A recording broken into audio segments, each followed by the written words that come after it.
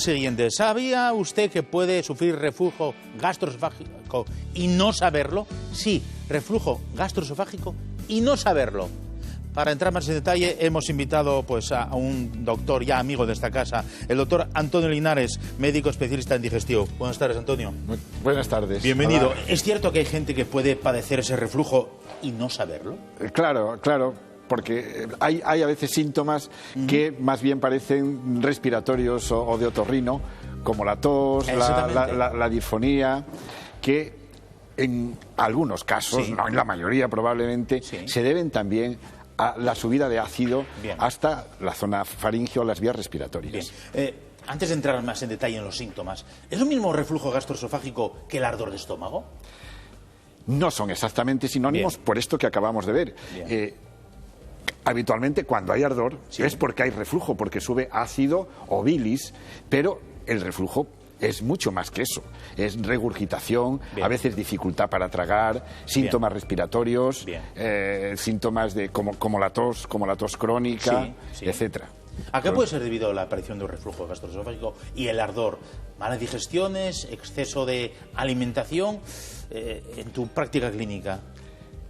Hay un factor evidente que es el aumento de peso. Y por esa razón el reflujo va aumentando en incidencia a lo largo de las décadas porque ganamos peso y eso tiene un efecto negativo. Pero lo esencial por el que hay reflujo es porque la presión del esfínter esofágico inferior, del cardias, de la válvula, no es adecuada y experimenta relajaciones inapropiadas de forma que el ácido sube. No es sinónimo de hernia de hiato. Sí, aquí vemos una serie de diapositivas, hablamos de pirosis, de regurgitación, pirosis, sensación de quemazón. Ese fuego que sube, esa sensación de fuego que sube, que es el síntoma más frecuente de la enfermedad por reflujo. Pero a veces también suben alimentos. Claro. No tan a menudo, es lo que llamamos regurgitación. Es cuando el esfínter está mucho más relajado, ya no tiene ese poder constrictor. Claro, no tiene una presión de reposo suficiente y además se relaja cuando le da la gana. Vamos a levantarnos aquí para ver exactamente dónde está ese esfínter. Aquí vemos esta parte aquí de la unión del esófago con el estómago más grande. ¿Es esto que vemos aquí? ¿Qué es lo que hay ahí realmente? Aquí hay un mecanismo esfinteriano, un grupo de músculos que mantienen una presión de reposo una vez que acaba la devolución para evitar precisamente que el ácido que vemos aquí suba. Entonces, cuando eso se relaja, aunque no haya una hernia de hiato, que hablamos en otro programa de la hernia de hiato, no siempre que hay reflujo, ni mucho menos, hay una hernia de hiato, ni siempre que hay una hernia de hiato, o sea, que la parte alta del estómago ha subido a través del hiato, hay reflujo. No son exactamente sinónimos. Lo importante es la presión, es lo esencial, la presión del esfínter de la válvula, lo que incide, lo que motiva la aparición de reflujo. O sea, estás diciendo más o menos que la gente con sobrepeso y al cabo de unos años puede padecer de manera mucho más fácil ese reflujo. Facilita claramente el reflujo. ¿El diagnóstico, sin embargo, lo hacéis mediante endoscopia? El diagnóstico se puede hacer clínicamente. No es necesario hacer una endoscopia, salvo cuando el paciente no mejora con el tratamiento o tiene dificultad para tragar o tiene más de 50 años para descartar complicaciones. La endoscopia en esos casos se utiliza. Ahora la hacemos con sedación. Pero hay que tener en cuenta que la mayoría de las personas que tienen reflujo y altera su calidad de vida, la gastroscopia es normal. Es normal. Permite descartar complicaciones, sobre todo el Barrett. Claro, ¿cuáles son esas complicaciones? Porque la gente piensa, bueno, no pasa nada, pasa algo de contenido del estómago al esófago, pero no tiene más consecuencias. ¿Cuáles son las consecuencias? Esta es una paciente mía con una pHmetría, con el otro procedimiento diagnóstico mucho más sofisticado. Las consecuencias son que altera la calidad de vida en la mayoría de las veces y nada más, y hay que tomar la medicación necesaria para estar bien, para no tener síntomas. Pero en algunos casos puede producir el esófago de Barrett, que es aparición de mucosa de intestino en el esófago. Debido a la irritación por el ácido, las quemaduras, la cicatrización del esófago en un medio ácido no es como mucosa de esófago, sino como mucosa intestinal.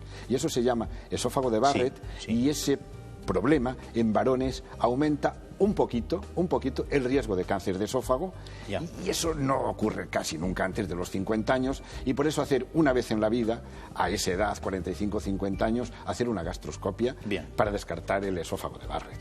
La pHmetría que tú decías que soléis hacer, ¿en qué consiste realmente, para que la gente sepa un poco de qué estamos hablando? Pues consiste en la introducción de un catéter muy fino por la nariz, que mide cada 5 segundos el ácido, se queda un día entero.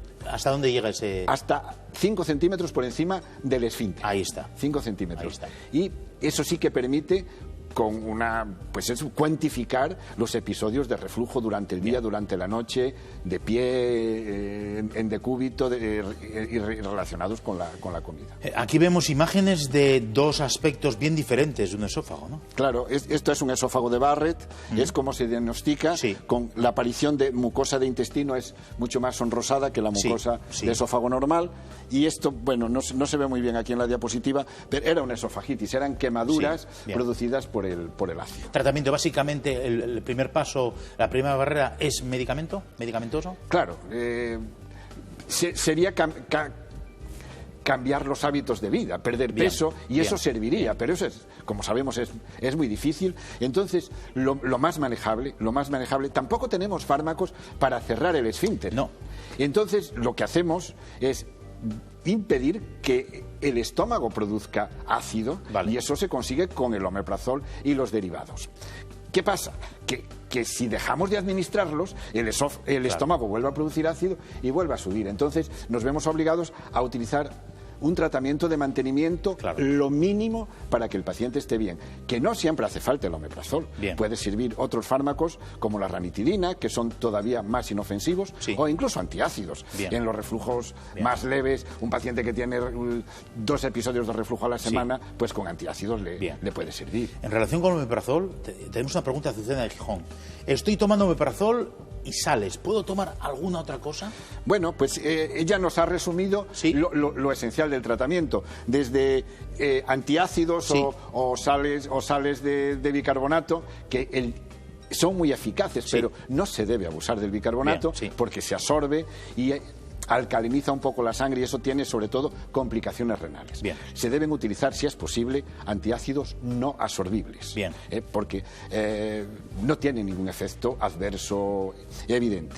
Luego, en la otra parte del espectro está el omeprazol, que es mucho más inofensivo de lo que se publica en la prensa, y en estos casos sí que está indicado, Entonces, hay todo un espectro de medicamentos, desde los omeprazoles hasta los antiácidos. Y en el caso de Azucena, ¿qué podemos recomendar? ¿Qué les puedo recomendar? Pues yo le recomendaría que sobre todo si incluso le han hecho una gastroscopia, y la gastroscopia es normal, y ella tiene ardores, pues 4 o 5 veces a la semana, que únicamente tome antiácidos, pero si tomando antiácidos, a pesar de todo, tiene ardor, o si le despierta por la noche, o si tiene tos, o tiene... Cuando hay complicaciones de otorrino o respiratorias, no sirven los antiácidos, hay que tomar omeprazol. De todas maneras, Azucena tiene que ponerse en manos de su médico de cabecera o médica de cabecera, que le remitirá y le dará el mejor de los tratamientos, como el que nos acaba de indicar a la carta, el doctor, a la carta, tratamiento a la carta, que es muy importante, como nos acabas de indicar, querido doctor Antonio Linares, querido amigo, especialista